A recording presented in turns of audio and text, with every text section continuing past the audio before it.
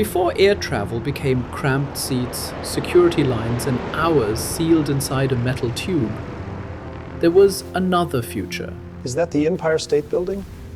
Yes, just below the clouds. A future where crossing the ocean meant Indeed. walking to dinner, A perfect journey. Impressive view from up here. sleeping in a real bed, and looking down at the Atlantic through panoramic windows. The ill-fated Hindenburg on her last flight sails over New York. It was called an airship. But to the people below, it looked more like a prophecy.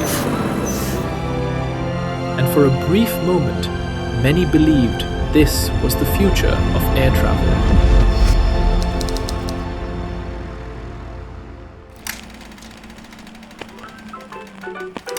On the evening of May 3rd, 1937, 36 passengers arrived for the Hindenburg's first North American crossing of the season.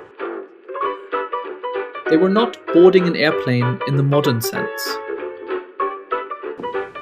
They were boarding a floating hotel. Below them, crews loaded mail, luggage, and freight. The ordinary cargo of an extraordinary machine.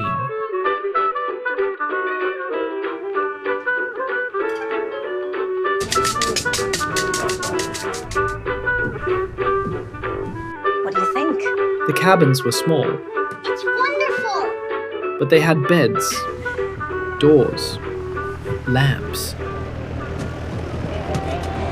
a place to sleep while the ocean passed underneath. The voyage began not with speed, but with elevation.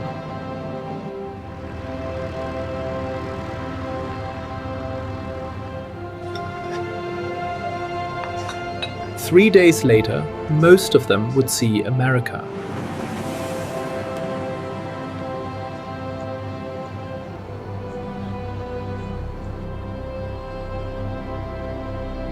But some would never leave the landing field.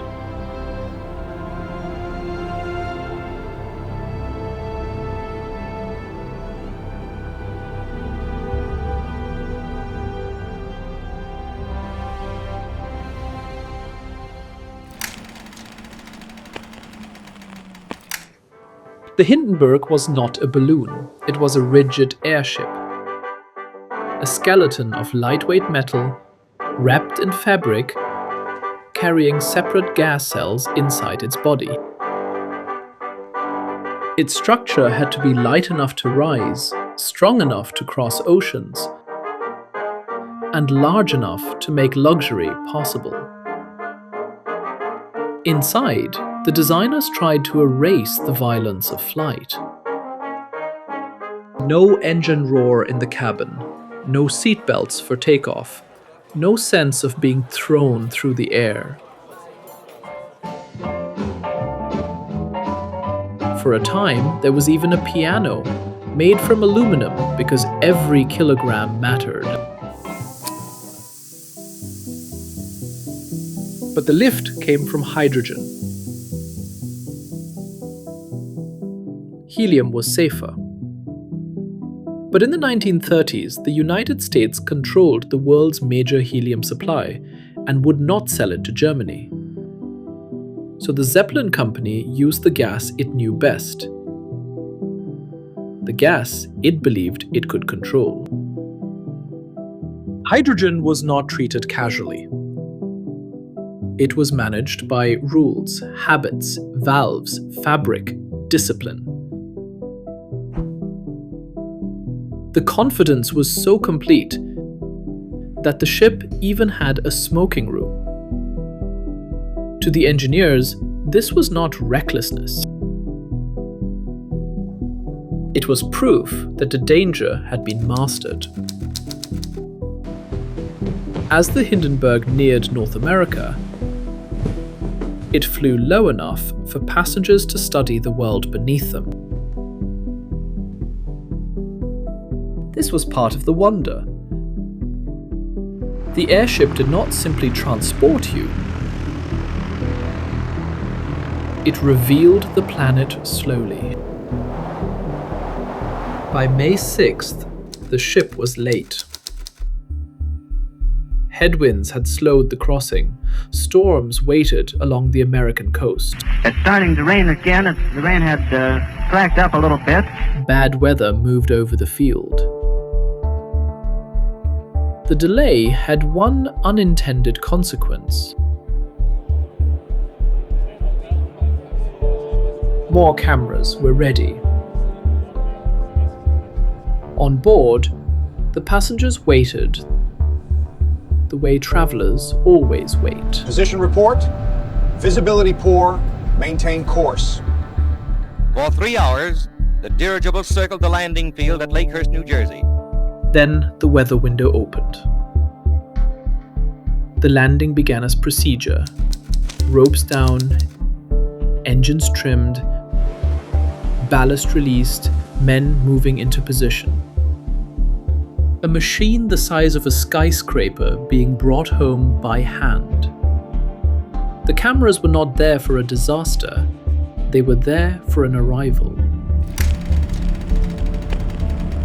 It burst into flames. Get it started. It's fighting, and it's crashing terrible. Oh my, get out of the way, please. It's bursting into flames, and it's falling on the mooring mast, and all the folks between it. This is terrible. This is one of the worst catastrophes in the world. Oh, it's like 400 or 500 feet into the sky, and it's a terrific crash, ladies and gentlemen. The smoke and the flames now, and the flame is crashing to the ground, not quite to the mooring mast. All the humanity and all the passengers screaming around it. I can't talk to people. There's friends around there. I can't talk, ladies and gentlemen. Honest, it just laid there a massive smoking wreckage. Some survived because they jumped. Some survived because others pushed them out. Rushing to the rescue, the heroes of the tragedy dash in, heedless of danger, to help the injured to safety, while others, beyond help, perish in the flames. 35 people aboard died. So did one man on the ground. But the disaster did not end at Lakehurst. It was filmed. It was heard. The blazing aftermath reveals the extent of the disaster. An inferno which became a flaming tomb. And almost immediately, it was replayed for millions. A twisted mass of girders, the seared and scorched skeleton of what was once a mighty airship. The Hindenburg was not the first airship disaster, but it was the one people saw. That made it different. A technology can survive engineering failure. It rarely survives becoming a nightmare in public memory. Honestly, I can hardly breathe. I'm going to step inside while I cannot see it. The age of the great passenger airship never recovered.